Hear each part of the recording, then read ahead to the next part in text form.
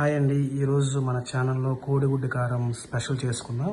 దానికోసం ముందుగా 3 ఎగ్స్ మనం బాయిల్ చేయాలి. ఆ బాయిల్ చేసిన వాటిని చిన్న పీసెస్గా మనం కట్ చేసుకుందాం.